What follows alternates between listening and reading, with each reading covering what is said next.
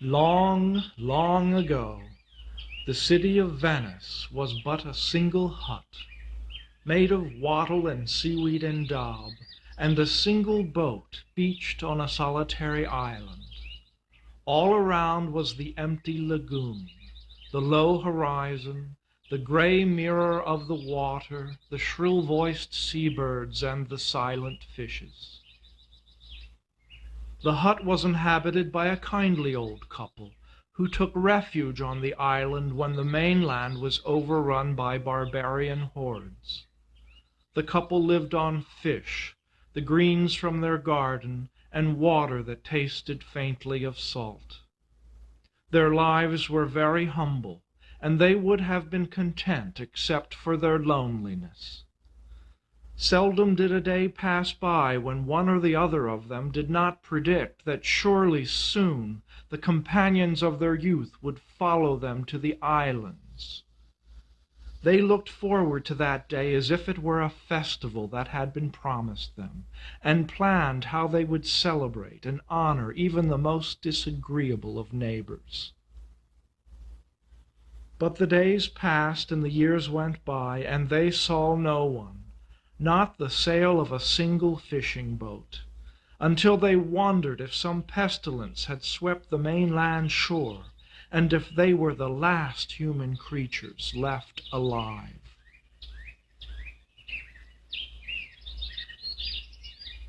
One winter twilight there came a great storm. The sky glowed crimson and then turned violet. High winds flattened the marsh grasses, and there were rough white waves on the lagoon. The lightning was so bright that the old people covered their eyes, fearing blindness. Then they shielded their ears from the deafening thunder. The heavens opened, and the rains fell in chilling sheets. Puddles and rivers seethed beneath the bolted door of the hut, and the fire on the hearth was drowned. The old man and his wife held one another closely and prayed that the storm would soon pass.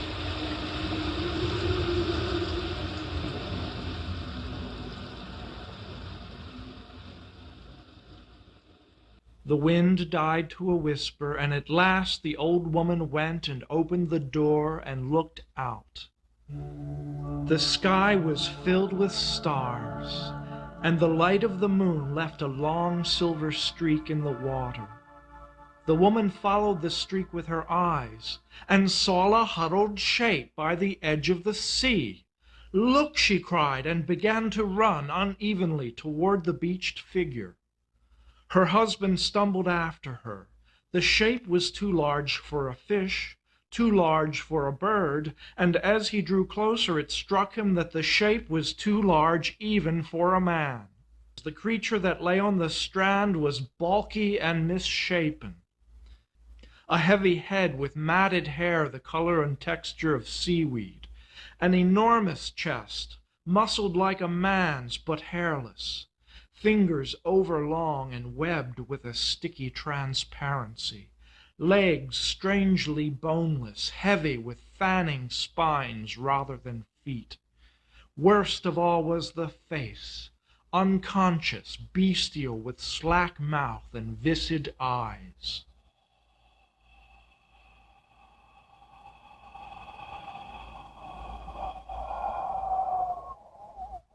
"He is breathing," said the woman. "He is cold," said the man. The flesh was clammy and slippery, and the weight greater than they had anticipated. The creature was too heavy to be moved. The woman took off her shawl and banked it around the naked shoulders. The man looked inland toward the house. There was a path leading from the hut to the place where the boat was beached. Over the years they had walked it so that it was lower than the banks on either side. Now it was filled by a channel of rainwater. The woman's face relaxed. "We can drag him with the help of the water." The woman tore her skirt and made a large woolen sling for the body, and they dragged the giant up the path like two canal horses with a heavy load. From the path to the house they tugged and rested and tugged again, until the monster lay before the quenched fire. Then the man took 2 dry sticks and rekindled the fire, while the woman made a bed of their reed pallets and blankets and old clothes. Last of all, she stirred up a bowl of fish broth and vegetables and forced the liquid in between the lips of the stranger. "He swallows, he will live." Her husband went to the chest where he kept the things he had brought from the mainland so long ago. From it he took a bottle of wine. It was the last of a half-dozen bottles they had cherished for illnesses and celebrations, and the woman watched approvingly as he took his knife and broke the seal. "It will revive him," he said eagerly, and his face was full of childlike pleasure, as if the stranger from the beach were some delightful companion who must be pampered with all good things. The woman moved away from the body so that her husband might take his turn at tending the stranger, and watched as he poured away spoonful after spoonful of the precious wine. Still the monster did not awaken, but the liquid disappeared, and at last the bottle held only a tablespoon or 2 of wine. With wordless gallantry the old man passed it to his wife. The old man drank the last drop of wine and kissed his wife with the fragrance of the grapes still on his lips. It was past midnight. The 2 old people were suddenly seized with a vast drowsiness. They had thought to stay up all night with their visitor so as not to lose the moment of his awakening. They were convinced that he would not awaken until dawn. They had given their pallets to the stranger, and they had no beds, so they lay down in one another's arms and fell deep asleep.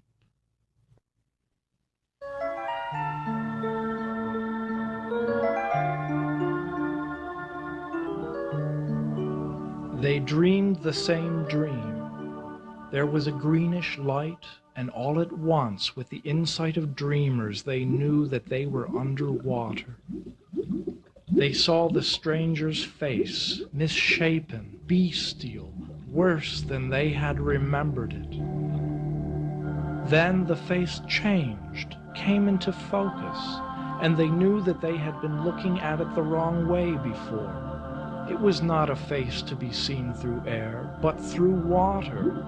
The great skull was noble, the tangled beard magnificent. The thatch of hair was the mane of a lion of the sea. They were looking into the face of a god, and the god spoke in a voice like thunder, in a voice like the roar of the sea. To those who give, much will be given. The 2 old people stood before the face like 2 children before the mouth of a cave. They held hands and wondered, but their questions would not leave their lips. From the sea I have come, and to the sea I will return. If there is anything you desire, good souls, speak now. The 2 old people turned and looked into one another's eyes. Then the old man spoke. "It has always seemed to us a pity that so good and fair a land as this should be unpeopled. We are old and soon shall die. If we could wish, we would wish that others should come and bear witness to the peace and beauty of this place, and that these islands should have a fair future. A great city shall rise from these waters, and I shall lend it the power of the sea. It shall be called Serenissima, the most serene republic, and the water shall protect it and nourish it as birth waters cradled the child. I shall command Venus, my half-sister, to lend it her beauty and her name. And because you have given me wine, this city shall never lack wine. nor cause for celebration. And because you have given me food, these waters will always be stocked with fish for food and salt for trade. Because you covered me, rich cloths and shimmering fabrics will be woven here, with lace like the foam of the sea. And because you kindled a fire for me, there will be in this city a cauldron of sea sand, which will bring forth translucent and fantastical shapes in every color of the rainbow. Will we live to see these things?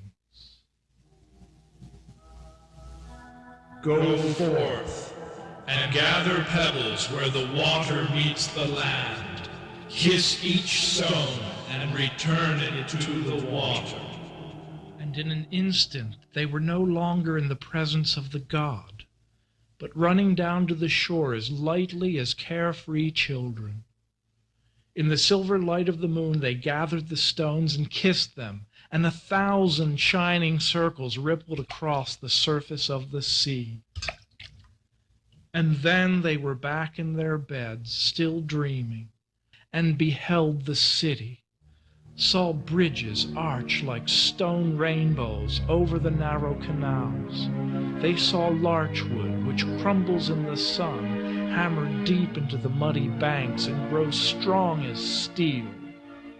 Upon those pilings rose palaces, faced of marble and gilded with mosaics. They heard the ringing of church bells over the water, and saw masked figures gliding between the palaces in boats like black swans. Last of all they saw the stones they had gathered, and every stone became a human soul. Wherever a stone had seated the water, there rose up a man or a woman, naked and gleaming with salt water, rejoicing in the wild abundance of the lagoon. Then the old people awakened, and the dawn was cold. They were back in the hut of wattle and daub, and the fire had burned low, and the floor was flooded with dirty water. There was nothing but a heap of cloth upon the pallet before the fire. And the man and woman looked at each other and almost wept for their loss. Then the man helped the woman to her feet, and she led him to the door and opened it. The lagoon was no longer empty. Against a mackerel sky were the sails of small boats, like the wings of white birds. On the boat stood refugees, some shabby and empty-handed, others clutching the luxuries they had saved from their mainland homes. There were women, men, and children, eyes filled with anxiety and wonder. This was the birth of Venice. She was created on the marshland, expanded pier by pier and block by block. Venice, serene and irresistible, the queen of the Adriatic, the Venus of cities, the inspiration of genius.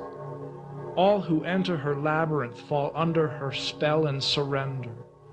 All who dream beneath her rooftops are cradled and lapped by the sea, from which she rose and to which she may some day return.